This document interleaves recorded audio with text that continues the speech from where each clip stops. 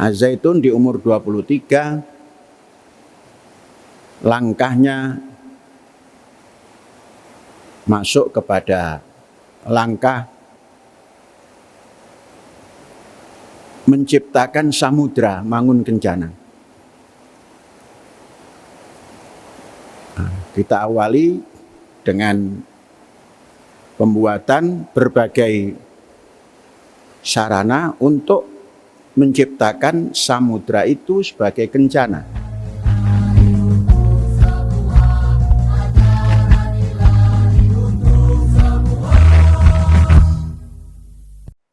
Assalamualaikum warahmatullahi wabarakatuh. Alhamdulillah. Asyhadu an la ilaha illallah wa asyhadu anna Muhammadan abduhu wa rasuluh wa ba'du. Saudara-saudara hadirin sidang Jumat dan para santri, kita bersyukur pada Allah. Hari ini Jumat 26 Agustus. Besok tanggal 27 Agustus kita punya hari berdiri Ma'had Az-Zaitun atau hari lahir Ma'had Az-Zaitun. Bisa kita katakan hari dimulai pembelajaran di Az-Zaitun itu 1 Juli 1999. Kemudian dinyatakan Ma'had Az-Zaitun itu lahir dengan benar, bersertifikat kelahiran itu tanggal 27 Agustus. Sertifikatnya ditandatangani oleh Presiden Habibie yang umur kepresidenannya tidak terlalu lama, tapi menandatangani prasasti kelahiran kampus Az-Zaitun ini. Tahun 1999. Kalau dihitung kepada besok, itu maknanya sudah berumur 23, masuk 24.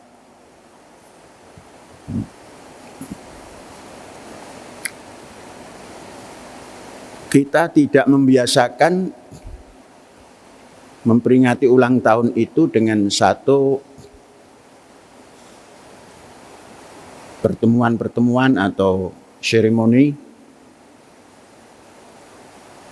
Mengapa? Karena itu hal biasa. Tapi dalam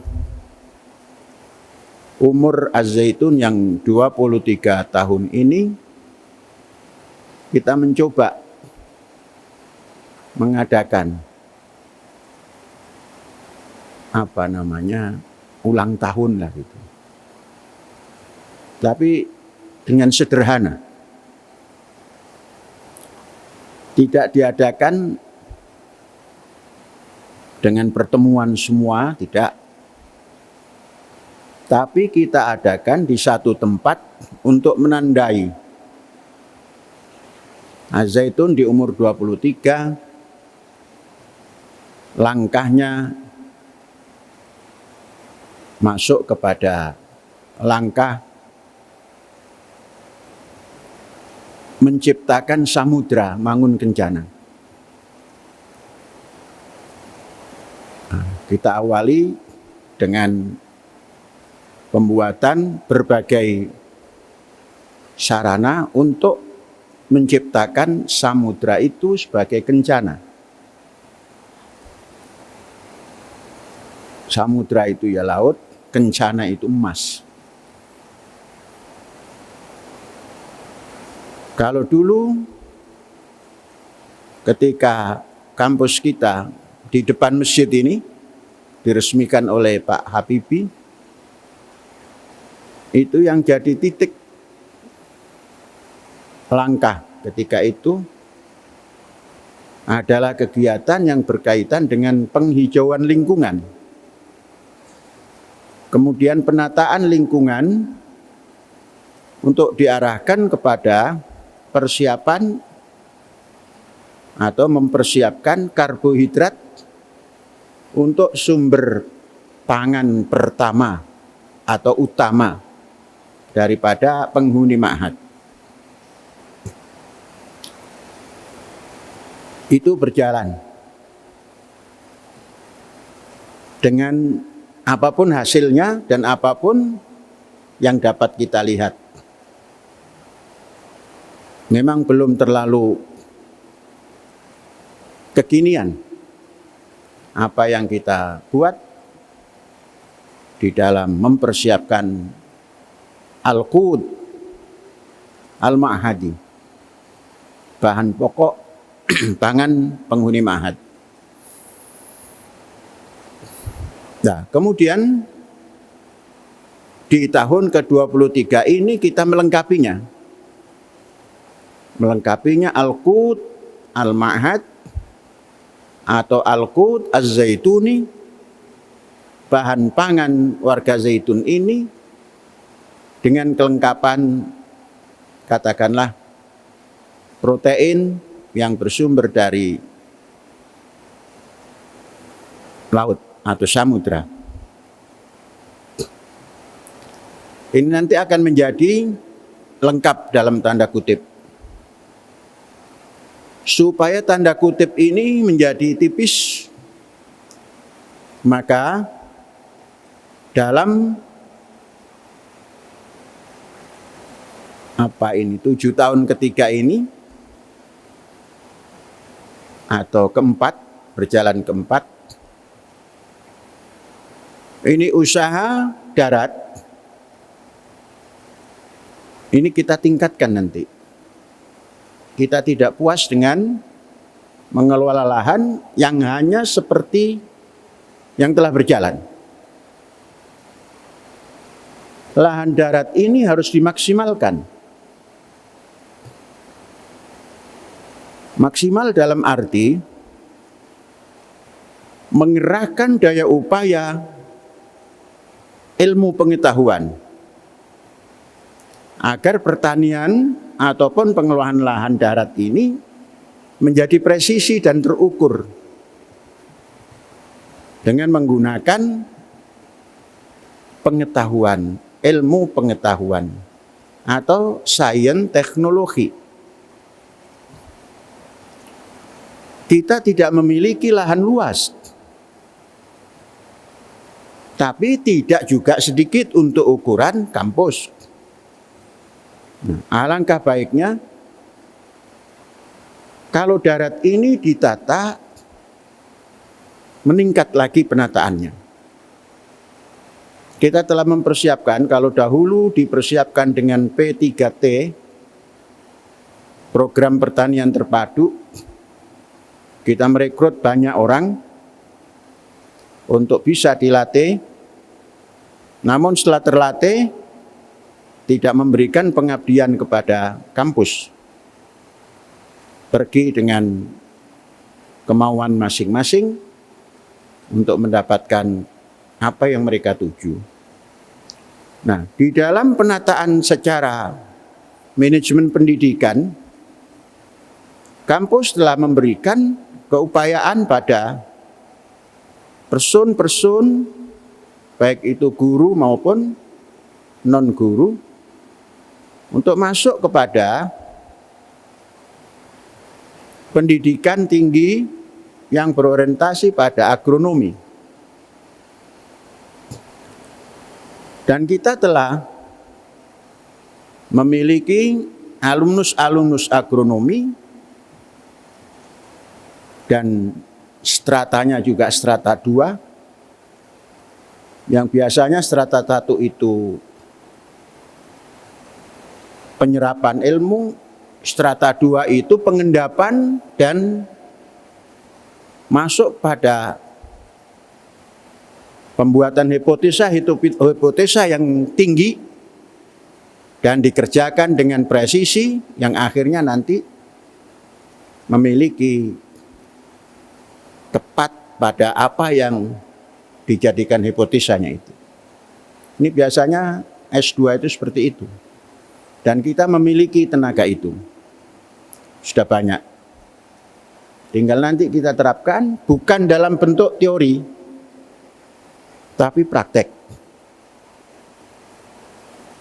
Praktek bagaimana agronomi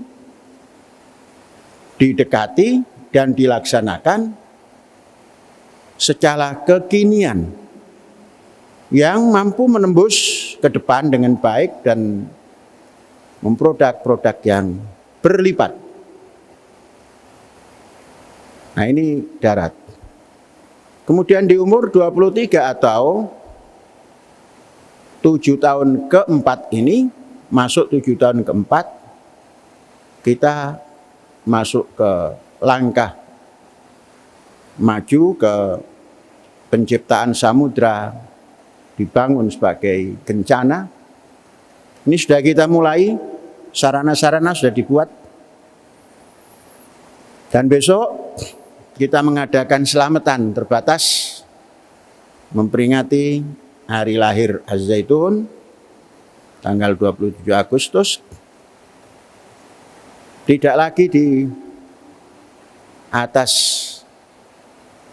darat yang sarana darat, tapi kita mengadakan di atas sarana laut. Artinya duduk di atas perahu sambil menikmati santapan-santapan yang disediakan. Dan alhamdulillah sahabat kita mengundang Syekh untuk walimah. Dan setiap yang mengundang itu membawa tumpeng. Nah, ini kebiasaan bagus ini. Nah, tumpeng itu mereka siapkan 3. Jadi kitchen datang ke Syekh, nanti 27 Agustus itu masak apa Syekh? Jangan masak. Ada sahabat kita yang mengundang Syekh membawa tumpeng 3. Konon ada satu lagi yang mengundang mau membawa tumpeng lagi, entah berapa itu.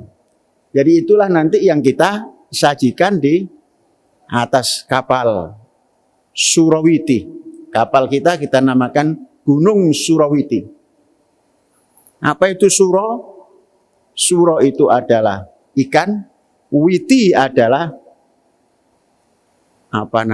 bisa dinamakan gandum, bisa dinamakan jawawut, bisa dinamakan padi.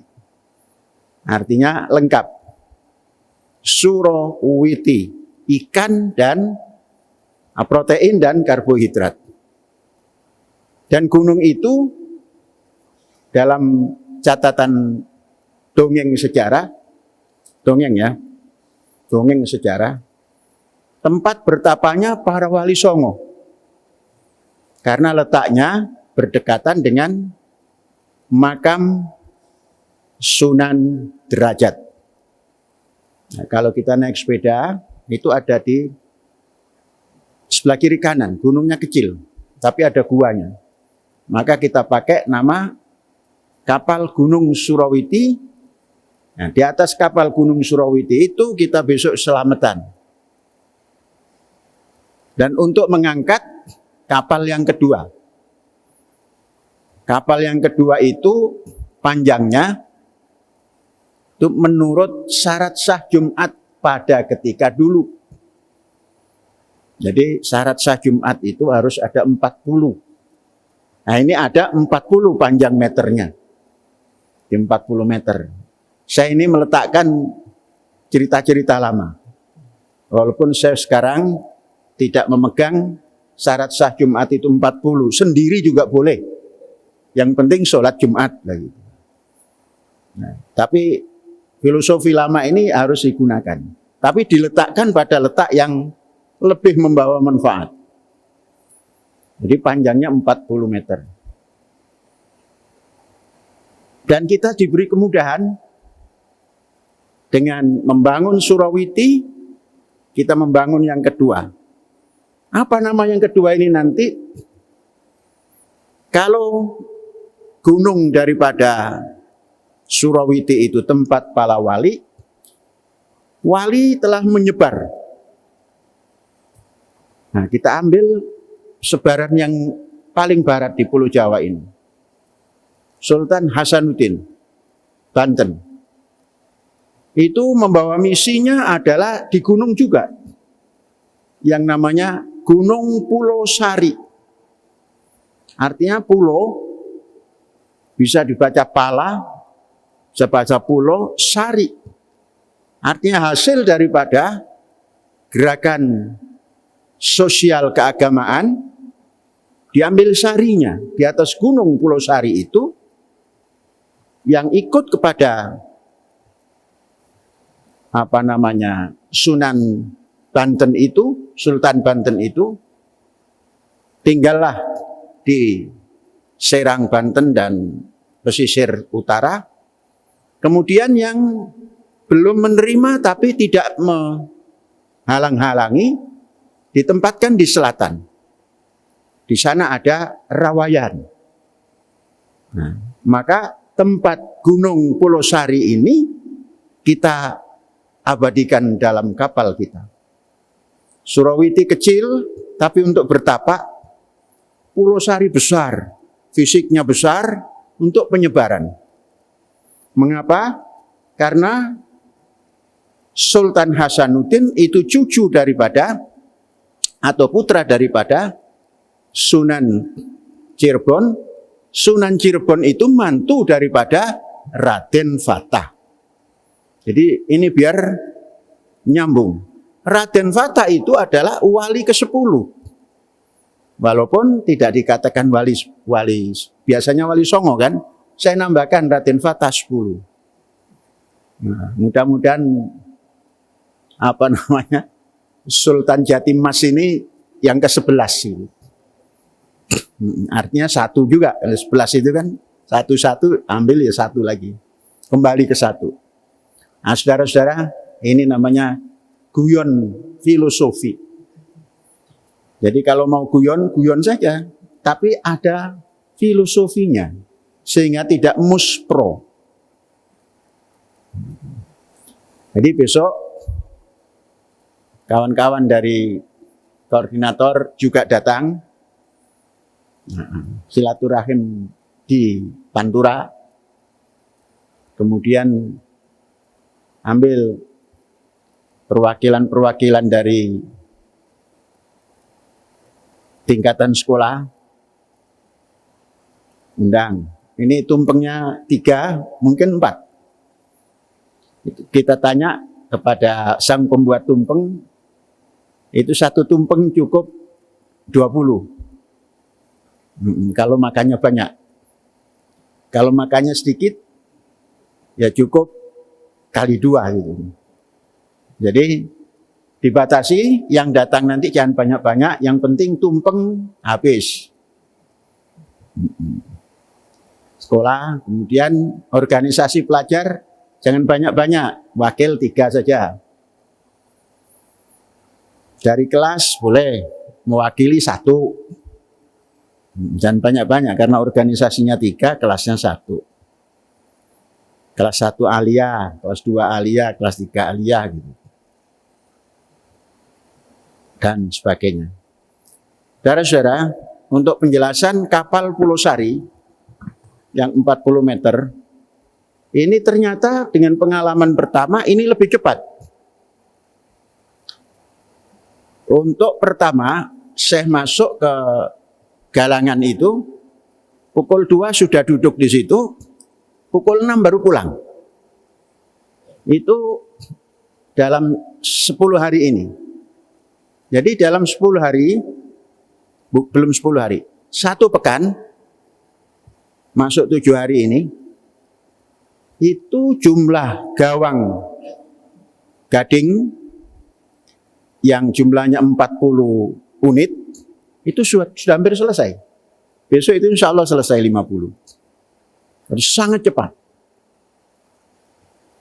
Dicetak baru dipasang. Kemudian tidak diangkat oleh otot, tapi diangkat oleh otot kawat balung besi. Jadi cepat.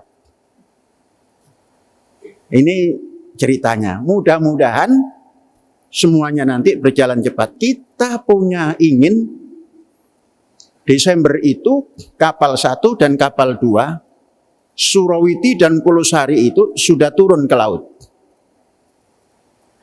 Untuk menghiasi Surawiti hari Sabtu kita mulai memasang daripada fiber.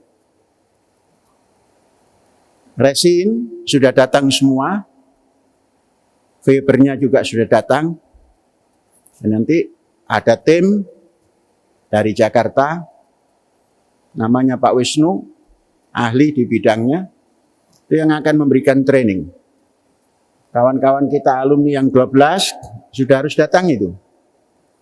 Jadi trainingnya 2 hari, 1 hari informasi, 1 hari nanti langsung praktek, dan kita harus sudah bisa membuatnya sendiri. Dan sarana-sarana untuk itu sudah disiapkan, walau masih membeli. Nanti setelah ini kita produksi sendiri. Artinya sarana untuk resin dan fibernya itu tetap kita belum bisa membuat, tapi paku-paku itu akan kita buat sendiri. Semuanya harus dibuat sendiri, kecuali yang belum mampu membuat. Nah, saudara-saudara, ini informasi. Jadi kalau ulang tahun, jangan joget-joget atau dangdutan. Semua nggak pakai ulang tahun juga bisa. Kalau ulang tahun itu tancapkan sesuatu untuk besok menjadi apa. Jadi mestinya Indonesia itu juga begitu. 17 tahun atau 17 Agustus setelah selesai, besok apa? 17 Agustus yang akan datang. Dulu Pak Harto, tadi sebelum ke masjid ini, saya ingat Pak Harto. Pak Harto lah presiden yang pertama kali membincangkan perdamaian Palestina dengan tokoh Perdana Menteri Israel, Yitzhak Rabin kalau tidak salah. Betul? Yitzhak Rabin. Pada tahun 1995. Akhir ya, Oktober. Maret apa? 93. Maret atau Maret. Berbincang. Bagaimana? Sampailah Palestina disiapkan tempat untuk duta besar Palestina. Pak Harto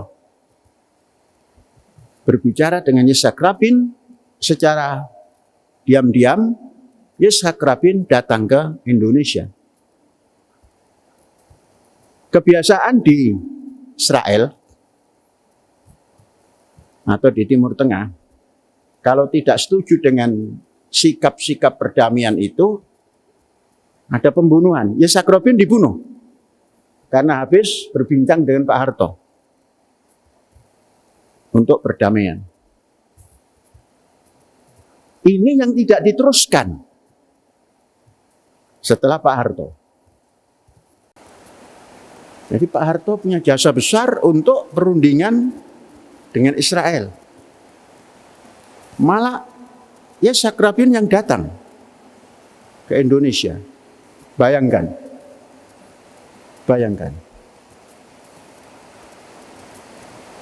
Hebat Pak Harto. Jangkauannya panjang. Dulu ada perdamaian Timur Tengah yang jadi korban Anwar Sadat ditembak oleh ekstremis Muslim dalam tentara. Yitzhak Rabin setelah berunding dan Pak Harto ditembak oleh ekstremis Yahudi. Yang seperti ini tidak pernah diekspos di masyarakat Indonesia. Jadi seakan-akan Indonesia ini anti Israel terus-menerus. Pak Harto sudah memulai. Maka presiden-presiden Indonesia yang lain harus terus. Biar dunia ini aman. Hadza wallahu yar'ana wa yakhfaduna walhamdulillahi rabbil alamin. Merdeka!